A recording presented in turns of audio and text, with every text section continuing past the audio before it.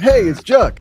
We are not bemoaning the noon kickoff. We are now owning it. It's a badge of honor. We're the lunatic fringe that defines our coach's legacy when it comes to this game. They don't get to define that outside the family. Dude, we're cut from a different cloth. We're Ohioans. He's got it all, man. He's even got the jaw. You know the jaw. You see that jaw, and you're just like, yeah, man, that's a dude. Do I want Michigan to beat Oklahoma? No way in hell. I don't know what world I'm living in. This is insane to me. And if you saw my outburst, I apologize. It's showtime now.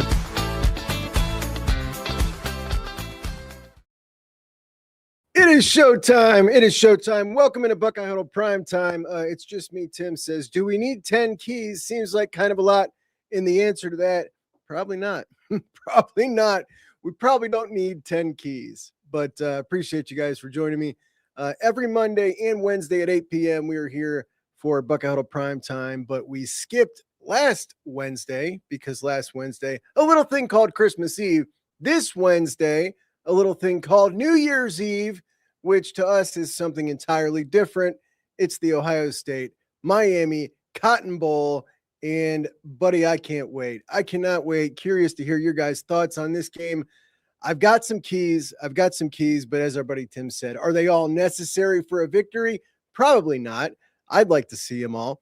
I'd also like to see you all please like the show and subscribe to Buckeye Huddle, where you can get the most outstanding Ohio State coverage on all the internet, really on the entire earth here at Buckeye Huddle. And those subscriptions, the currency by which we operate in this here space. So we would appreciate it if you would subscribe to the channel, subscribe to all the channels of content creators that you like. That's what helps us all out the most. But let's get it on and popping. Miami, Ohio State. I'm so excited to see these guys play. It feels like it's been forever since we've seen the Buckeyes play, but the season is still going, right? It's still on. We're watching other teams play, just not ours. It's finally our turn. I was on a Miami show over the weekend, and I'm on this Miami show, and he opens the show talking about the 2002 game. And it's just like, I'm here, I'm a guest on this show, and this is how he starts the show. And I'm just thinking, like, is this really what's on the forefront of their mind? Like, playing this game, that's right where their mind goes back to. And I called him out on it right away. Like, that's how you chose to open the show, huh? Like, it's just like something I never think of as an Ohio State fan, but it's really on the forefront of their mind. And you would think that getting this opportunity to play this game against Ohio State, to get that get back that they want so bad, that they might actually fork over a couple of dollars and go attend the game at the Cotton Bowl in Texas. You might think that would be the case, but you'd be wrong. You would be wrong, because the tickets to this game, the cheapest of all of the four games, Oregon and Texas Tech and Miami, not too far behind. But I'm just like, are these guys for real, man? Like, what's your excuse this time? Clearly, it's not like there's a lot of things to do in Miami. That's their excuse for not going to home games. What's their excuse for this one? Why aren't they going to the game? I don't know, but we know it's going to be decked out in scarlet in there, which is excellent for the Buckeyes. We'll have the home field advantage in Texas, which is crazy, but we will. Anyway, as we talk about this game, and I've talked about it a lot here in the past week, what do you think is the most prevalent conversation that comes up first when breaking down this game? When breaking down this game, I think the first thing that comes up, without a doubt, is the Miami defensive line. I think that's the first thing everybody talks about. That's the unit on the Miami team that really stands out. And for Ohio State, the number one key to the game is neutralizing that defensive line. That's the number one key to winning this game. I did a video with my buddy Landon Tangwell, and he broke down this Miami defensive line.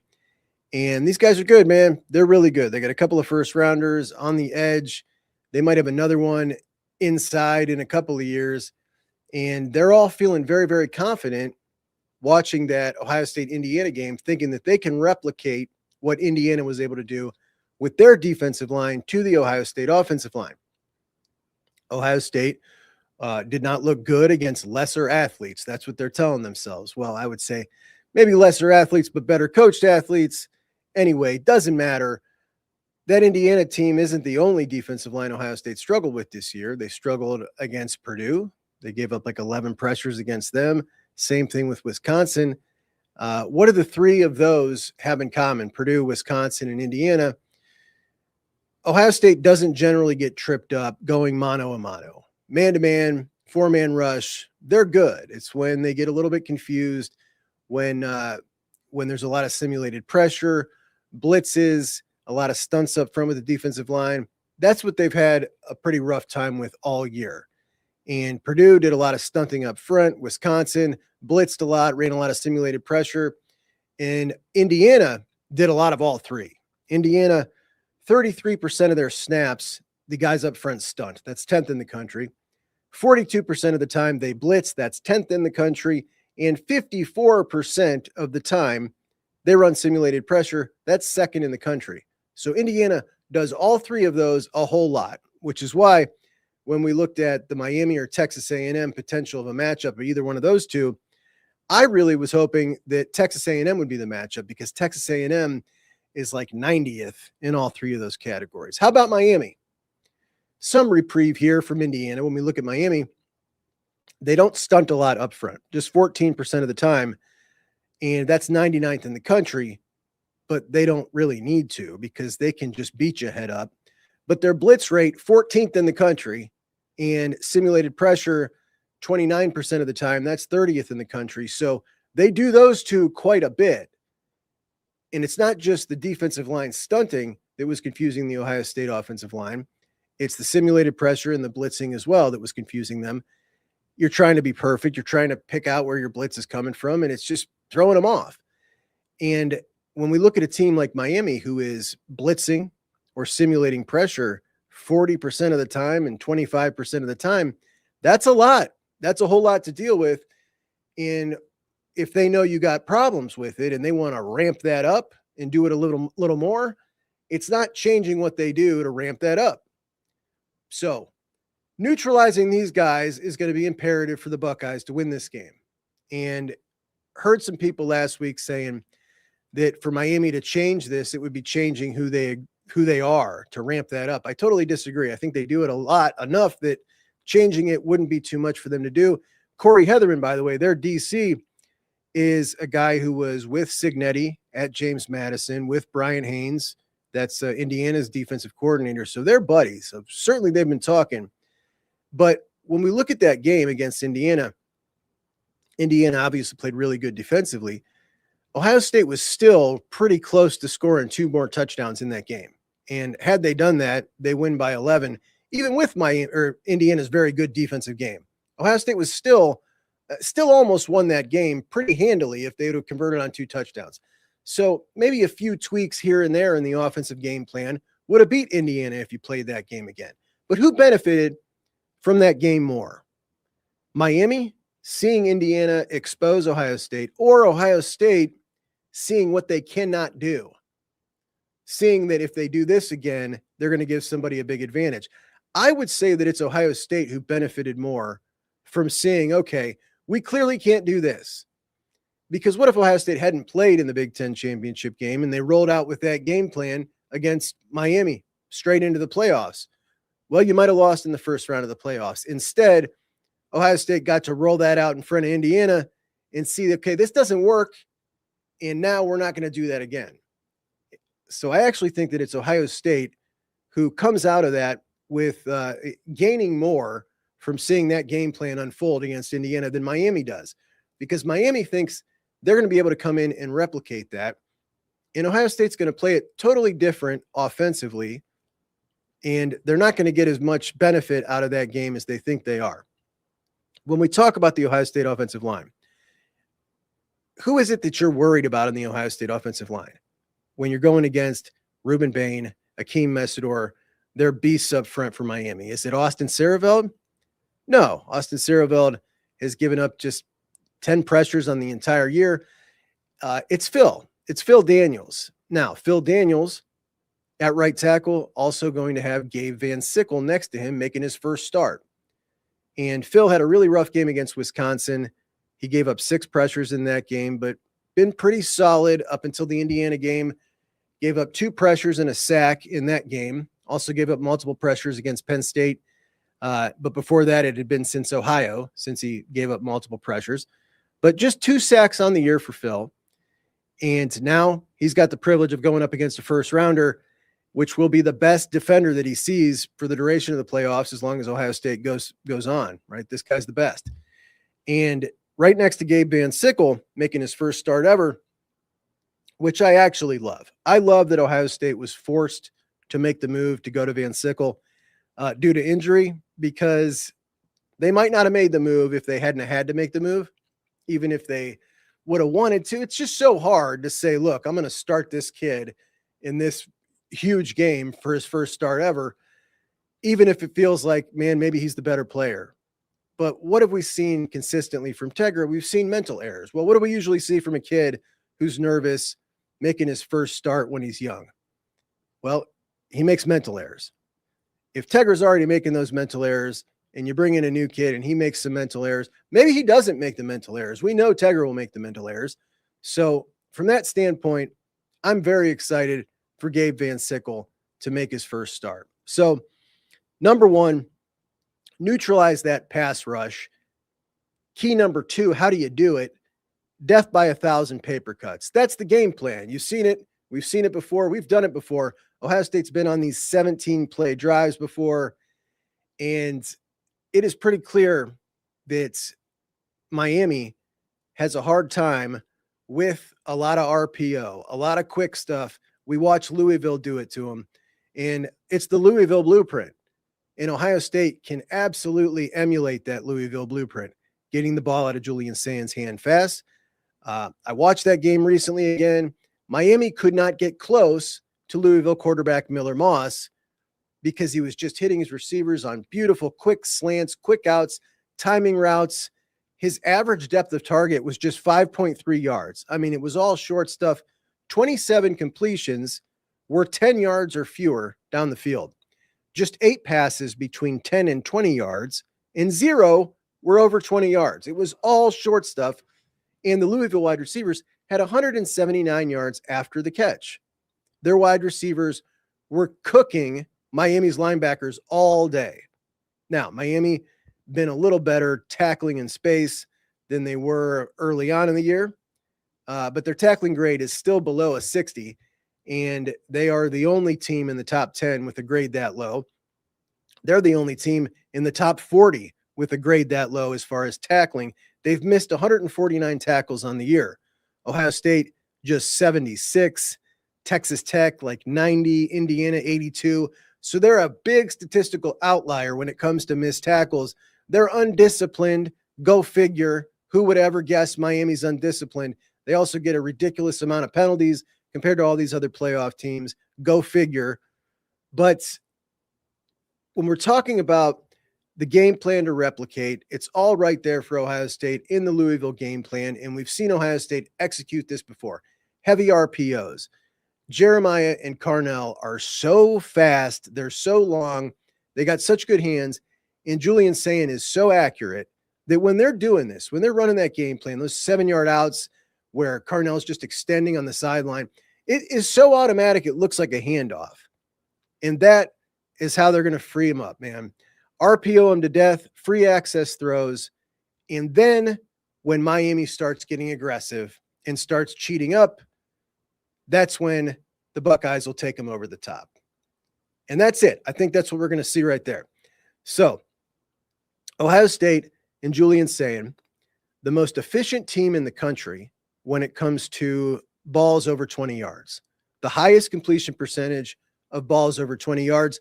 They've got the best long ball receiver in the country in Carnell Tate and Jeremiah Smith as well. And I think that when we talk about those balls, 3.3 a game, 20 yards down the field is what Julian Sain has been averaging, 3.3. Will we see more than 3.3? That's a pretty low number compared to, like, Miami has taken more 20-yard plus shots down the field. Carson Beck thrown 6 interceptions in those long balls, but the Buckeyes not thrown a single one on those long balls. And I think that Ohio State will soften him up with this short stuff and then hit him over the top. Now, key number 3, 4.0. 4.0 yards a carry is what Ohio State needs out of Bo Jackson. Can they get 4.0 yards a carry out of Bo Jackson? Bo Jackson averages 6.2 yards a carry. There has just been one team the entire season that has held him under 4.7. That's Wisconsin. Excellent run defense. Held him to 2.6.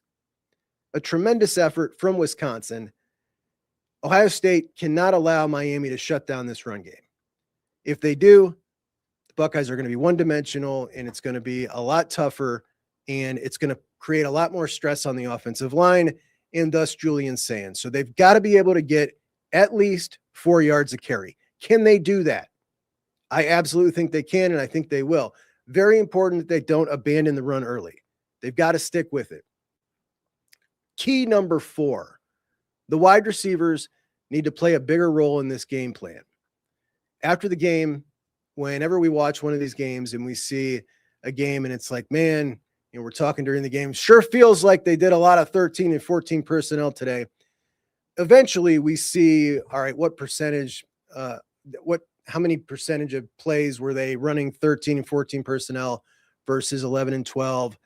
And you see those eventually roll out, but immediately I can go and look at the snap count and see what it is. So if Jeremiah, Carnell, and Ennis have a similar combined snaps, if it's similar or less than the tight ends combined, then it means, okay, they ran a whole lot of the 13 and 14 personnel. And they've had games this year where those 3 wide receivers combined snaps has been 50 snaps fewer than the tight ends. We've seen a lot of this tight end stuff this year. And it was for a long time there in the beginning of the year, and they kind of pushed it, and then it went away. And it felt like, all right, we're going to curb this. And then they brought it back out for Michigan and Indiana. I thought it was an interesting wrinkle in the beginning.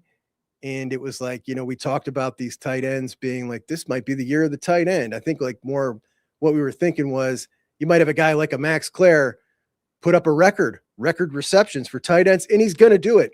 I don't think any of us were thinking they're going to be playing 5 tight ends and consistently in heavy personnel, pulling off Carnell Tate and sometimes Jeremiah and Carnell in favor of tight ends. So when we look at the game plan against Indiana and we look at the trips down to the red zone, the one that they scored was Carnell Tate, touchdown pass. The ones that they didn't, you had the pile of tight ends down there. So key number 4, stick with the wide receivers, particularly in the red zone. Key number 5, Jeremiah Smith. Now, JJ made it clear. He made it clear just how ready for this game he is. This one's personal for him. That's clear. He's taken a lot of crap over the years with Miami fans. Not all of them. A lot of them have been very supportive and understood why he left Miami, why he went to Ohio State. A lot of them call him out on Twitter, call him a sellout, call Malachi Toney the real one. And there's a lot of guys on that team who are similar, I'm sure, right? Those are dudes who stayed home. I'll be honest. Like if I was a Miami kid and I grew up and I went to Miami, I'd call a kid like him who left a sellout too. But he's dealing with that, and that's personal. And we know how competitive he is. Could this potentially be a Jeremiah Oregon game, a Jeremiah Rose Bowl game, where he just takes over and shows out? Does the best player in college football have the ability to take over the game from the wide receiver position? We're now in the playoffs. And I think it's totally possible that Jeremiah Smith can take over a game in the playoffs. And when we see other teams try this, like Miami last week, for instance, with Malachi Toney, it looked like they were just trying to force the ball to get this guy touches. And I don't know how many touches he ended up having off the top of my head, but he only had like 33 total yards against A&M. If you were trying to run a game plan like that with Jeremiah Smith, how many yards do you think he would have? I don't think it would be 33 yards. I think it'd be quite a bit more. When we go back to the Cotton Bowl last year, when Texas' game plan was specifically, we're going to take Jeremiah away, Ohio State just looked the other way. They were very risk adverse. They didn't even try him. They said, fine, we'll go over here and that was the right game plan for them at that time. Jeremiah's got a lot of swing on this team, and Jeremiah wants the ball here. How surprised would you be if Jeremiah had just a huge game against these guys? I don't think I'd be too surprised.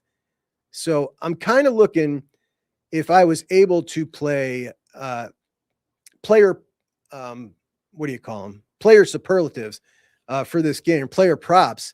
I would be betting on Jeremiah for all the overs, because I think we are in store for a Jeremiah Tennessee game, a Jeremiah Oregon game.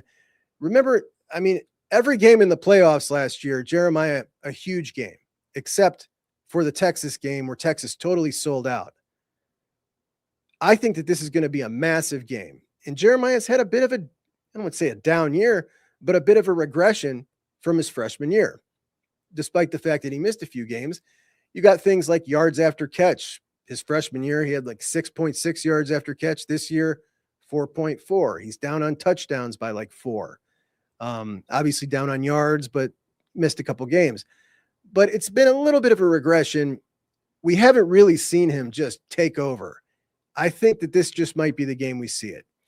So key number 6 is one that I got to start off by saying, man, was I wrong. I was so wrong about this particular player, and I pride myself on player evaluations. I was so wrong about Kaden Curry coming into this year that I thought Kaden Curry was potentially going to split snaps with transfer Bo Atkinson. That's kind of what I was thinking. And boy, does that look like a stupid take now. When we talk about all the stars on this defense, when we talk about the first round draft picks on this defense, Caleb Downs, the Caleb factor, the Caden McDonald factor, Arvell and Sonny, like when we talk about those guys, they're all so good. But the guy who to me is the absolute most consistent game wrecker on this defense is Kaden Curry. I think Kaden Curry has affected more games in a bigger way than anybody else on the defensive side of the ball this year. A guy who won't be a first rounder, but thankfully to his credit, did get to be a unanimous first team All-American. Or was he not? No, he wasn't unanimous. He was not unanimous. Caden McDonald was unanimous. Kaden Curry can pop off at any time. And to put this in proper perspective, like, I don't know that we've seen anybody as dominant on the defensive line.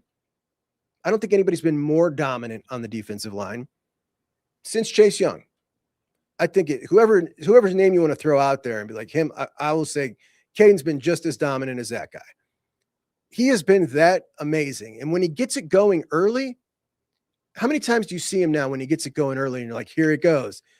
That Indiana game was amazing. I take notes every single possession. I do that for the post-game show. So I take notes, and I looked at my notes after that Indiana game. And the first 5 possessions, Kaden Curry killed Mendoza. Kaden Curry blew up a screen. Kaden Curry sack. Kaden Curry TFL. Kaden Curry tackle on 4th down. 5 straight series in that Indiana game to start the game. Kaden Curry blew up or had one play that pretty much killed the series. This dude ends more series than anybody else on this team. He's more disruptive than anybody else on this team.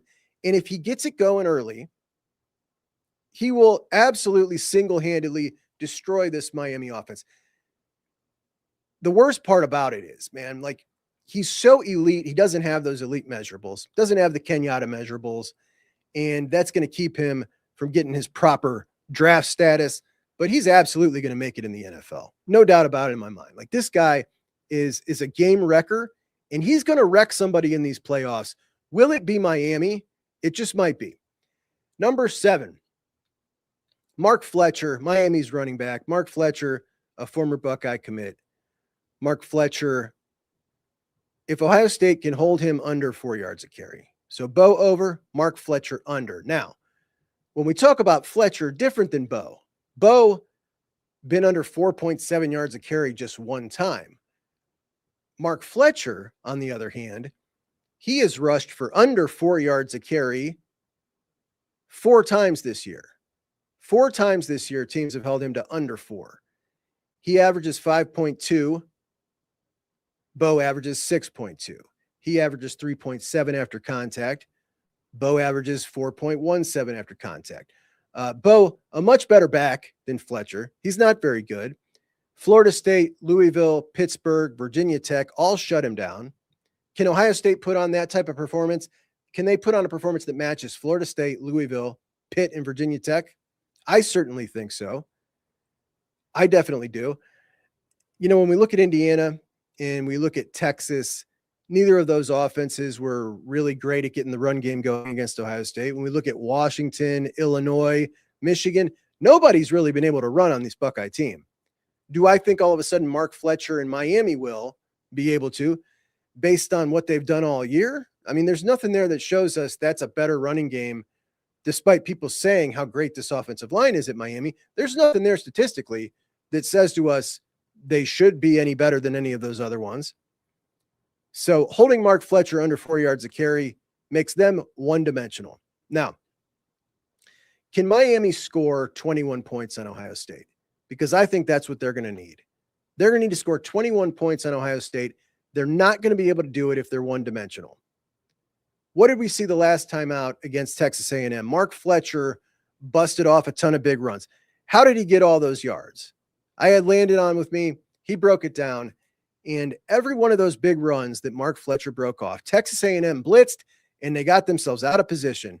Blitz doesn't get home. They're out of position. There's a massive hole, and off goes Fletcher. Not very fast, by the way.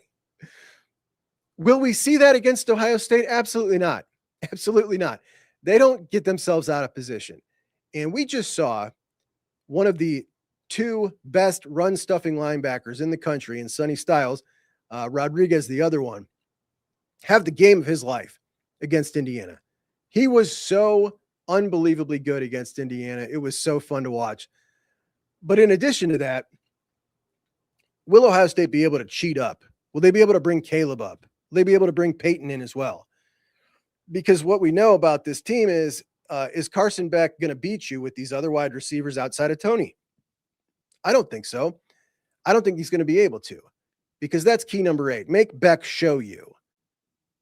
If you can shut down Fletcher and make these guys one-dimensional, Carson Beck is going to be the guy that needs to beat you. Can Carson Beck beat you? Does he have that in him?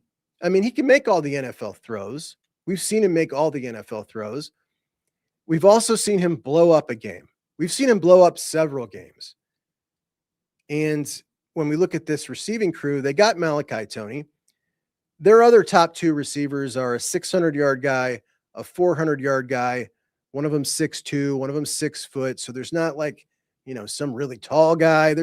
There's not a lot there. I think Malachi on Lorenzo Styles, that matchup is probably the scariest for the Buckeyes. If Ohio State can find a way to get out of that, that'd be great. But when we talk about Carson Beck, if I'm a Miami fan, I mean, honestly, how confident are you feeling in this guy? This is a guy who has thrown an interception in 5 games this year. 3 of those games have been multiple interception games. And we've seen what happens when things don't go right. This guy just wings it around, man. Takes his chances, wings it around. I don't buy that he's going to be able to beat Ohio State. But if he does, then you adjust. But I think priority 1A is stop the run, stifle the run, make them one-dimensional, and put it in Beck's hands. And just like Ohio State won the Texas game or won the Tennessee game, I want to see him get rolling. I want to see him beat these guys down. I absolutely think they can, because I think if they put it in Beck's hands, he is going to throw some picks. And that right there is the recipe for a blowout.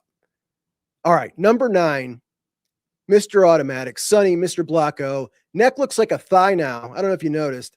Take a look at Sonny's neck. Not missed a tackle on the year still. Hits guys, they don't give an inch. Obviously, the Blocko, and nobody's deserved it more. The impact when a guard comes up to try, or when a guard pulls to try to block him when he's on the edge, is scary. He's just so automatic, and he has played so unbelievably well recently that I think the chances are very well Mark Fletcher does not get more than 4 yards a carry. And there's no way I believe Carson Beck going to beat him. And number 10, And the final key to the game, evil Ryan Day. Can we get evil Ryan Day come out and play? Ryan Day calling the plays. And the version of Ryan Day that we've seen through the majority of 2025 has been the grown-up version of Ryan Day, the ultra-conservative version of Ryan Day, the kind of version of Ryan Day that almost feels like he's a coach that has a defensive pedigree, right, and not an offensive guy. It's playoff time now. And Ryan Day said that when it's time to step on the gas, he's going to step on the gas. And that's what I hope we see here. I want to see the Ryan Day who comes out swinging, and beats teams so bad that the next opponent is shook before they even get on the field playing his guys. Is he still in there? Of course he's still in there. We haven't seen him come out and play in a while. It's the playoffs now. It's time to hit the gas. And I want to see Ryan Day hit the gas. So those are our keys to the game. And to reiterate, number one, neutralize the defensive line. Number two, the Louisville game plan, RPO them to death. When they come up to help, take them over the top. Number three, minimize Mark Fletcher under 4 yards, or that's Bo Jackson, over 4 yards a carry. Number four, we'd like to see a little more wide receivers, a little less tight ends. Number five, is this Jeremiah Smith's Cotton Bowl revenge game after last year's Cotton Bowl? They took him out of the game. He hated it.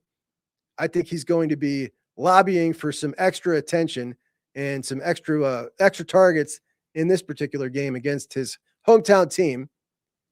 Number six, Kaden Curry, the animal. If he gets it rolling, they will absolutely be able to hold number seven, Mark Fletcher, to under 4 yards a carry. Number eight, make Miami one-dimensional, load the box, focus on the run, and make Carson Beck beat you. With number nine, it's always sunny in Texas. And number 10, can evil Ryan Day come out and play? And those are our 10 keys to victory in the Cotton Bowl. Now, let's all please like the show if we have not liked it yet. And please don't forget to subscribe to Buckeye Huddle. Michigan has hired a new coach, and we've obviously not spoken about this yet on Buckeye Huddle. Obviously, it's been a big topic, but I did want to hit on it.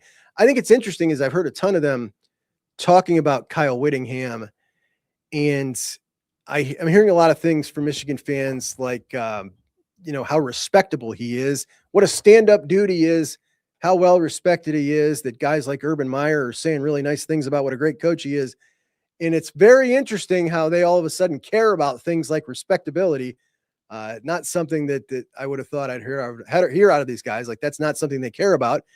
Now, all of a sudden, it's something that they care about and talk about. Now, this sucks for me. I've rooted for Whittingham for a long time, a real long time. I got a buddy in Utah. He roots for the Buckeyes. I root for his Utes. That's how it's gone for many, many years. And I followed the Utes. I followed Kyle. A real bummer here. A real bummer. But my first thought when they hired him was, damn, I got to stop rooting for Whittingham. My second thought was, wow, they're going to get a lot better. And obviously they were going to get a lot better. We all knew anybody was an improvement from Sharon Moore. And then I listened to Whittingham in his press conference. And Whittingham is not the same Whittingham that I had in my mind. The age has caught up with Whittingham. And it seemed really clear just listening to him talk. It's interesting. Like, sometimes I'm talking to my mom and I'm like, man, mom's getting old, right? Like, how'd this sneak up on me? I felt the same way listening to Kyle. I don't want to say he's lost it, but it's just like, I can just hear the age in his voice now. And I don't know, man. I have heard a lot of people talk about him as a bridge coach, which I somewhat disagree with that characterization, because I kind of disagree with the premise. I think that we're hiring coaches differently than we used to, because we used to hire coaches with the goal of trying to find your guy that's going to come in and be there for 10 to 15 to 20 years. And I just don't think we do that anymore. Like, if you can get 5 to 7 good years out of a guy, and a guy who's coming in and you're already a playoff team, right? These guys won 9 games this year. They win one more game, they're a playoff team. So he can make the playoffs year one. 5 to 7 years of that, that's the goal. that you're already there. You don't need to hire a coach for 10 to 15 years because coaches aren't going to make it 10 to 15 years anymore. I listened to somebody say to me the other day that when Ryan Day retires in 15 years, Brian Hartline will be ready to come back to Ohio State. And I'm like, buddy, you think there's no part of me that thinks Ryan Day will be coaching Ohio State for 15 years total, let alone another 15 years. When we look at coaches these days, the job wears these dudes out like the president. I mean, it is so all encompassing, 24 hours a day, all year long. I just think it runs you ragged. And I don't think there's going to be many that we see who hang on to a job, particularly like an Ohio State or a Michigan or one of the biggest of the big. I wouldn't put them in the same category, but a job like that for that long, I don't think we're going to see it anymore. I think those days are over. I think when we do see it, it'll be, the few and far between. We look at Kirby Smart now, 10th year at Georgia, and I don't know. You might see a guy like him continue to be on that grind. But a guy who cares about his life and his family, I don't know, that kind of dude is going to be a guy who sticks at a job like that very long. But I do think it is interesting when we do look at the 4 big behemoth jobs of the region. When we look at Jason Campbell at Penn State, Kyle Whittingham at Michigan, Marcus Freeman at Notre Dame, Ryan Day at Ohio State. You got 4 serious dudes leading these top programs right now. And it feels really, really strong. And it feels really strong in the Big Ten, as we've now seen the Big Ten hire their new coaches with Campbell, with Whittingham, then Bob Chesney out at UCLA. I don't know why that dude chose UCLA. He's a really good coach. UCLA, no support for the program, but he'll make it better. But then we look at Campbell, I thought was a great hire at Penn State. And then Pat Fitzgerald at Michigan State, which has mixed reviews about that one. Personally, I love it. I think that, his last few years against Northwestern weren't fantastic, but this is the same dude who took Northwestern teams and at Northwestern, every once in a while, had a team that could compete with the best of the best in the Big Ten. That has happened one time in my life outside of a Pat Fitzgerald Northwestern team. And he was on the team, and he was a delightful guy to watch, fun linebacker. But he had a hard time embracing the NIL and players getting paid. Well, I listened to him talk recently, and he's all past that. He's got a whole plan laid out, and Michigan State just got a $300 infusion into the program to spend specifically on athletics. I think that Michigan State is going to be back in the upper half of the Big Ten relatively quickly under Fitzgerald. So when we look at Fitzgerald, when we look at Whittingham, upgrade, Chesney, upgrade. Indiana was able to retain offensive coordinator Shanahan, defensive coordinator Brian Haynes, and I thought for sure somebody was going to poach those dudes, if for nothing else, a head coaching opportunity at a lower level. Nope. They were able to retain both of them. So Indiana continues to get better. And the competition is so much better in the Big Ten. We just saw Illinois. Obviously, they've had 2 really good seasons. They've had 3 out of 4 good seasons. They just had their best recruiting class ever. They're spending more money. Nebraska just won another game. They're inching up one more every year. And the competition in the Big Ten continuing to get better. When we look at Ohio State's schedule next year, it is crazy hard, which I love. I think that this schedule this year might have done them a disservice. I think that if they look, I don't think this is going to happen, but if they do end up losing against Miami or losing in the second round, and they lose in a way where it looks like, man, that offense just never got it going. They never looked like they had a clear identity. I think a lot of it can be blamed on this schedule.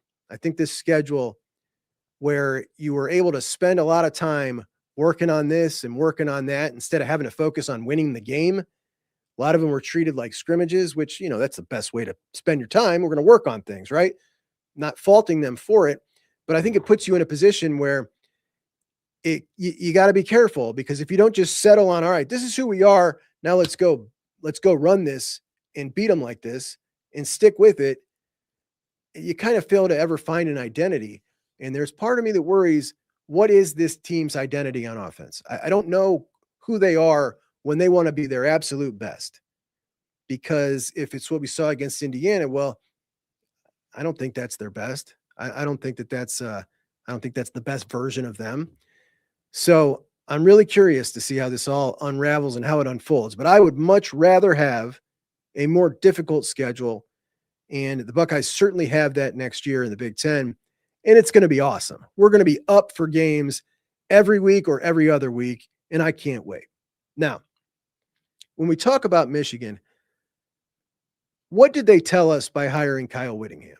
We've heard their fan base talk for a while about what a great job it is that you've got all this money and all these resources at Michigan, and it's one of the top 5 jobs in the country.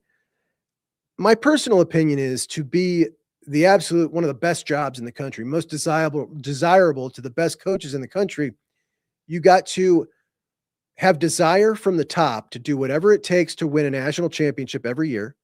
So top tier desire to win national championships. And you've got to have the necessary money to make that happen.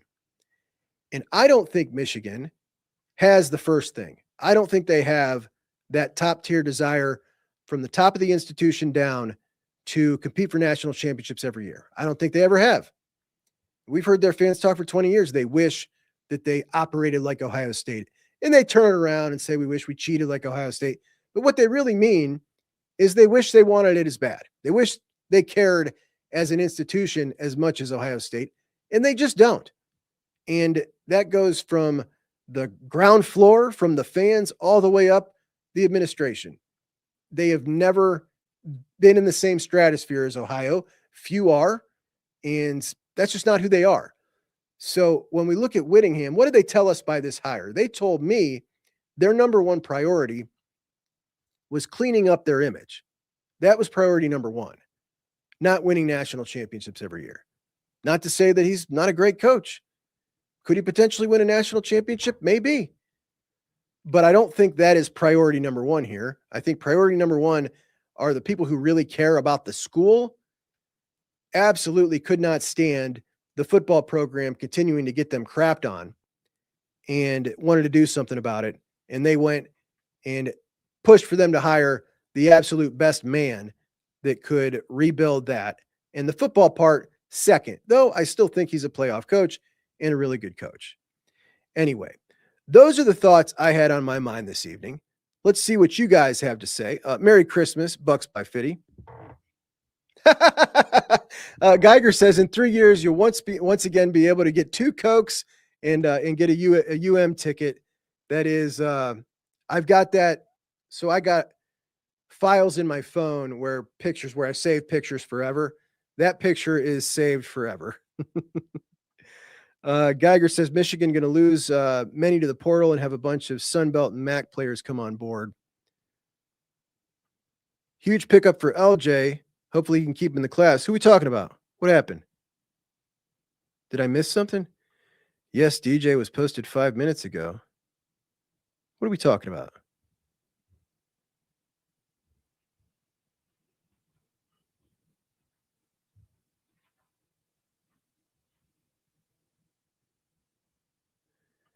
DJ Jacobs just committed to the Buckeyes. So are you sure, buddy? I don't think that's right. Are you sure? I just saw that he just announced his top 9 today.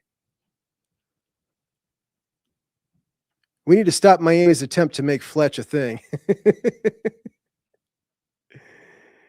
Yeah, we haven't seen a healthy Carnell or JJ for a while.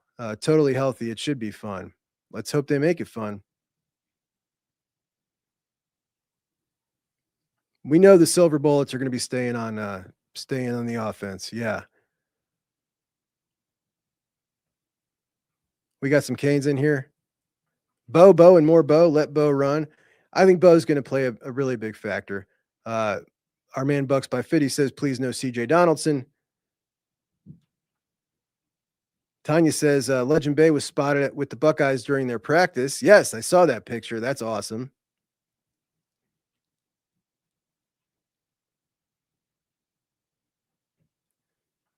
Natty says, I think we're done with the multiple tight ends. We're definitely not going to be seeing it as much as we have seen it. That's for sure.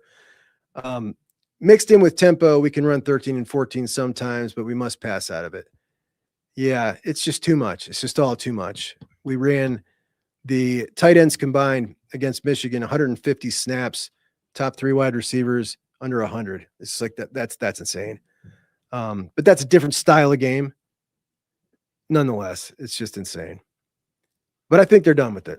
That's what my man Tony Gerdeman tells me. So Tony tells me we're done with it. We're done with it. You guys keep saying Jacobs. Are you guys serious? All right, you're going to make me look this up because I'm going to have to do a video now if this is true.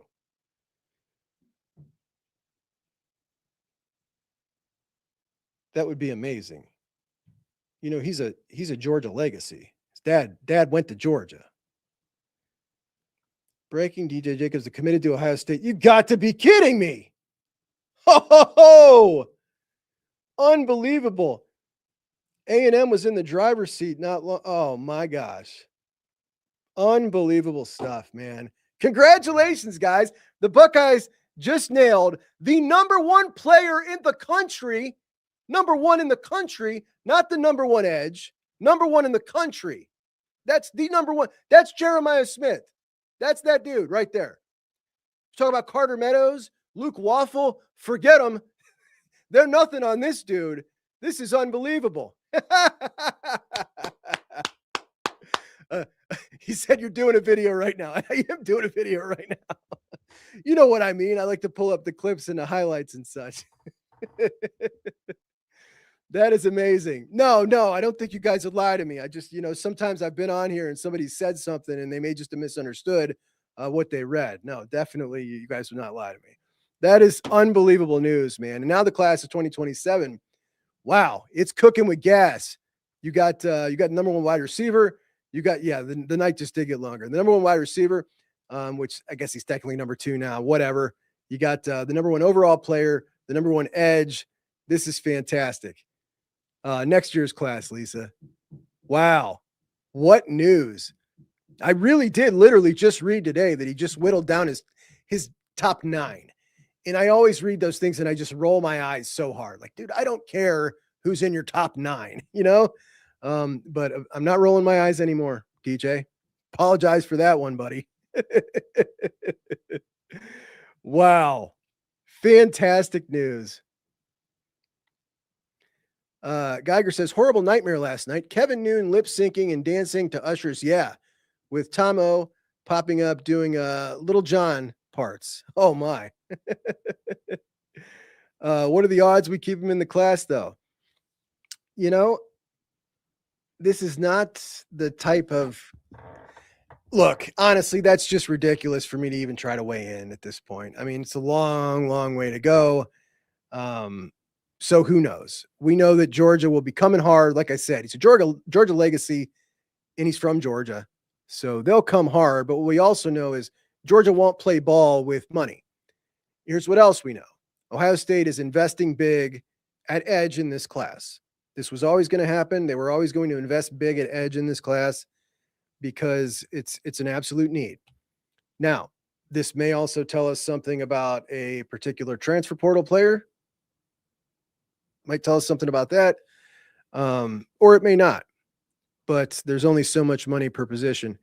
But a lot of stuff to think about. So anyway, guys, we're at 49. I got to go record some highlights and probably do a couple of videos here about DJ. So I do appreciate you so much for joining us here at Buckeye Huddle Primetime. Please like the show, and we will talk to you soon. Appreciate you. Have a great night. Buckeye Huddle out.